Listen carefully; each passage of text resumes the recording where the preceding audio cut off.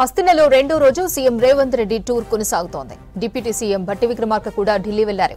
మధ్యాహ్నం CM Revanth, deputy CM Bhatti ప్రధాని మోదీతో భేటీ కానున్నారు. రాష్ట్రానికి రావాల్సిన ప్రాజెక్టులు, పెండింగ్ నిధులు మంజూరు చేయాలని ప్రధానిని కోరనున్నారు CM, deputy CM.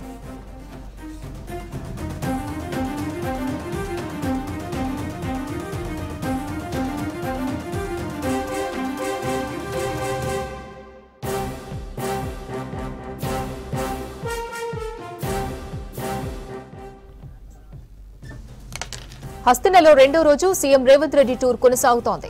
Deputy CM Bhatti Vikramarka కూడా ఢిల్లీ వెళ్లారు. మధ్యాహ్నం CM Revanth, deputy CM Bhatti ప్రధాని మోదీతో భేటీ కానున్నారు.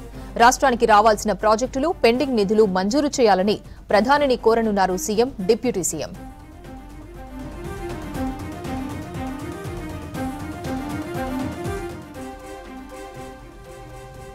మరిన్ని డీటెయిల్స్ మదార్ ఫోన్ లైన్ లో అందిస్తారు. మదార్, సీఎం, డిప్యూటీ సీఎం ప్రధాని మోదీతో భేటీ కానున్నారు. ఇవాళ డీటెయిల్స్ ఏంటి? అపర్ణ, రెండో రోజు సీఎం పర్యటన బిజీగానే ఉండబోతుంది ఢిల్లీలో. ఈ రోజు ప్రధాని నరేంద్ర మోడీతో పాటు మరికొంతమంది కేంద్ర మంత్రులు కూడా కలిసేటువంటి అవకాశం ఉంది. ముఖ్యంగా కేంద్ర హోంశాఖ మంత్రి అమిత్ షాను, ఇతర మంత్రులను కూడా కలిసేటువంటి అవకాశం ఉంది.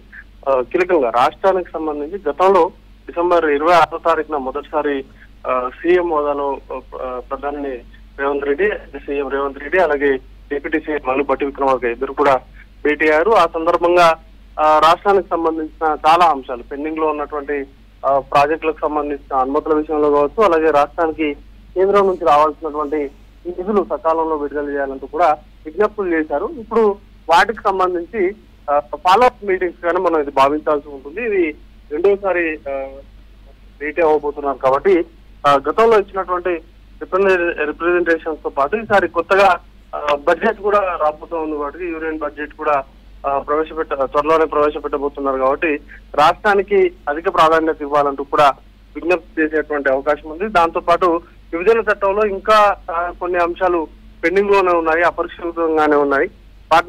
వాటికి సంబంధించిన పరిష్కారాలు త్వరితగతిన చూపించడంతో పాటు రాష్ట్రానికి కేంద్ర ప్రభుత్వం నుంచి వచ్చేటువంటి నిధుల విషయంలో కొంత ఆలస్యం అనేది కూడా జరుగుతూ ఉంది. ఆ ఆలస్యం జరగకుండా త్వరితగతిన రాష్ట్రానికి సంబంధించిన బకాయిలు ఏవైతే పెండింగ్ లో ఉన్నాయో ఆ నిధులకు సంబంధించిన విడుదలకు త్వరితగతిన విడుదలయ్యేలాగా చూడాలంటూ కోరడంతో పాటు కేంద్ర బడ్జెట్ సహకారము, అలాగే కేంద్ర ప్రభుత్వానికి సంబంధించిన ఫ్లాగ్షిప్ ప్రోగ్రామ్స్ ఏవైతే ఉన్నాయో వాటిలో తెలంగాణకు ప్రాధాన్యత ఇవ్వాలంటూ కూడా కోరేటువంటి అవకాశాలు ఉన్నాయి.